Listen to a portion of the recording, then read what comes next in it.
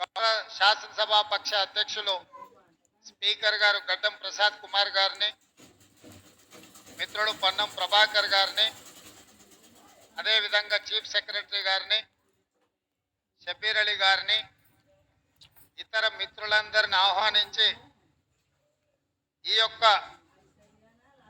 గొప్ప కార్యక్రమంలో మీతో పాటు మమ్మల్ని మీ సంతోషంలో పాల్గొనే విధంగా ఏర్పాటు చేసినందుకు దామోదర్ రాజ్ నరసింహ గారిని మనస్ఫూర్తిగా నేను వారిని అభినందిస్తున్నా. మిత్రులారా, ఈరోజు 6,956 మంది నిరుద్యోగ యువతీ యువకులకు ఉద్యోగ అవకాశాలు తెలంగాణ రాష్ట్ర ప్రభుత్వం ఏర్పాటు చేసి ఈ ఎల్బీ స్టేడియంలోనే ఈ కార్యక్రమాన్ని నిర్వహించడానికి కారణం ఉంది.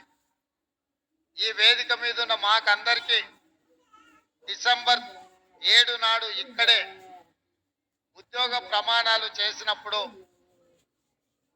మేము మా కుటుంబ సభ్యులు ఎంత సంతోషాన్ని పంచుకున్నామో మీరు కూడా ఇక్కడే మీ కుటుంబ సభ్యులతో ఈ ఎల్బీ స్టేడియంలో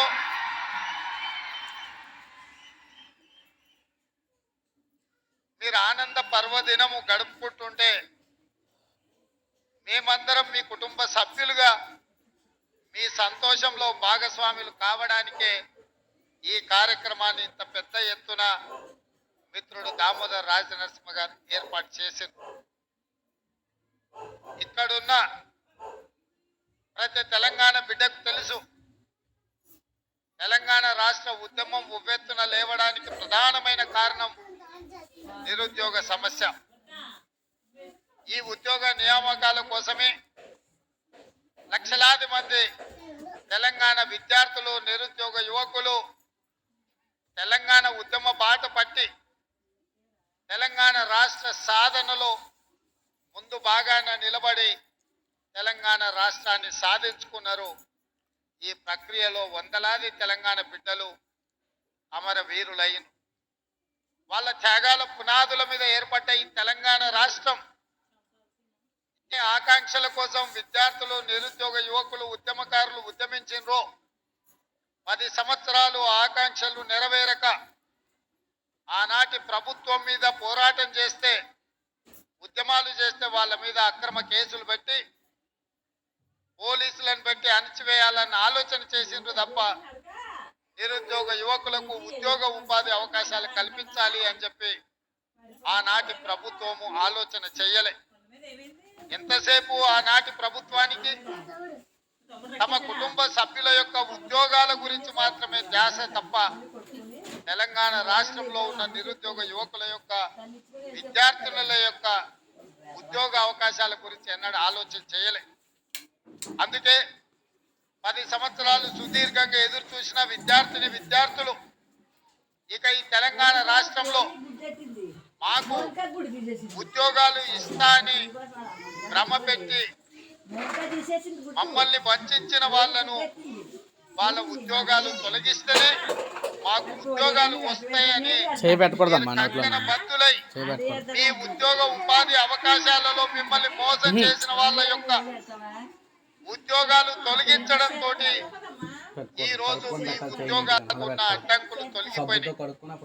నేను ఒక్క మాట గుర్తు చేయదలుచుకున్న మా చెల్లెళ్ళందరికీ, ఆనాడు నిజామాబాద్ జిల్లా ప్రజలు 2019 పార్లమెంట్ ఎన్నికలలో కల్వకుంట్ల కవిత గారిని అక్కడి ప్రజలు ఓడిస్తే కన్న తండ్రిగా కేసీఆర్ కు దుఃఖం వచ్చింది.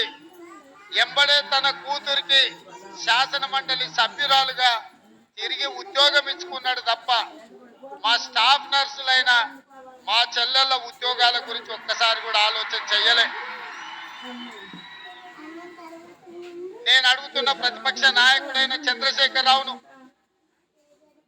ఎప్పుడు నీ కుటుంబము, నీ బిడ్డ, నీ కొడుకు, నీ అల్లుడు వాళ్ళ ఉద్యోగాల గురించేనా నీ ఆలోచన? మా పేదోళ్ళ బిడ్డలైన మా చెల్లెళ్ళ ఉద్యోగాల కోసము, ఆ ఉద్యోగ అవకాశాలు వస్తే వాళ్ళు జీవితంలో స్థిరపడి పెళ్లిళ్ళు చేసుకొని కుటుంబ సభ్యులను ఆదుకునే అవకాశాన్ని ఎప్పుడైనా ఆలోచన చేసిందా? ఈ రోజు ఉన్న ఇబ్బందులను అధిగమించి ఇక్కడ 6,956 మంది తెలంగాణ నిరుద్యోగ యువకులకు విద్యార్థులకు ఉద్యోగ అవకాశాలు ఈ ప్రభుత్వం కల్పిస్తే ప్రధాన ప్రతిపక్ష నాయకుడిగా మనస్ఫూర్తిగా ఈ ఆడబిడ్డలను ఆశీర్వదించకపోతే నీకు ఆ ప్రధాన ప్రతిపక్ష పాత్ర కూడా దండగా అని చెప్పి ఉన్న వాళ్ళు అనుకునే ప్రమాదం ఉంది. చంద్రశేఖరరావు గారు, ఒక పక్కన మేము వీళ్ళకు ఉద్యోగాలు ఇవ్వడానికి ప్రయత్నం చేస్తుంటే, అడ్డంకులను తొలగించి ముందుకు వెళ్ళాలని ఆలోచన చేస్తుంటే, ఇంకొక పక్కన నీ అల్లుడు ఈ రోజు ప్రభుత్వం మీద వీళ్ళకు ఉద్యోగాలు ఇవ్వాల్సిన అవసరం లేదన్నట్టుగా మాట్లాడుతుండు. మీరైనా పిలిచి మీ అల్లుడికి గడ్డి పెట్టండి.